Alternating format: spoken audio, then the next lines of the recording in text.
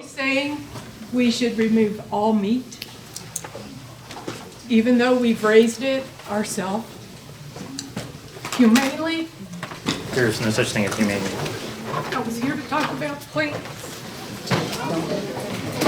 I apologize. The lady is very upset because she asked a question about, am I saying that to not ever consume meat, even if it's humanely raised? Listen, I'm not God.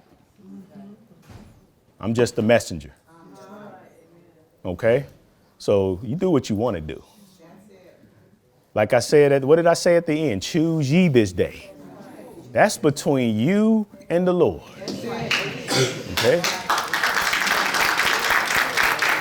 So people, I'll get to you, brother. So people always throwing at me these scriptures, 1 Timothy 4:1 and later. Listen, I'm not telling you to do. You do what you want to do.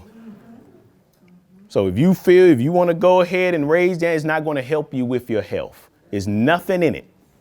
Nothing in it. Genesis 1:29. That's the original diet God gave us. Yes, he did add certain animals, but that was much later on. But then in the end, it's going to go back to the beginning. Have you not read that the wolf and the lamb will lie down together? That the lion will eat hay like an ox. The child will be able to stick his hand in a viper's nest. We will learn to no longer war against each other anymore. That includes lions not going to be running around and ripping apart baby lambs, ripping them apart and eating them. I mean, if you all watch the animal videos, that's a necessary evil.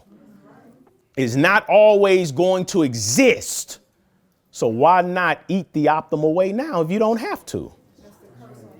But in the end, the choice is yours. Your choice. Grass fed beef. I raise cows myself. And I do 100% grass fed, no grain whatsoever.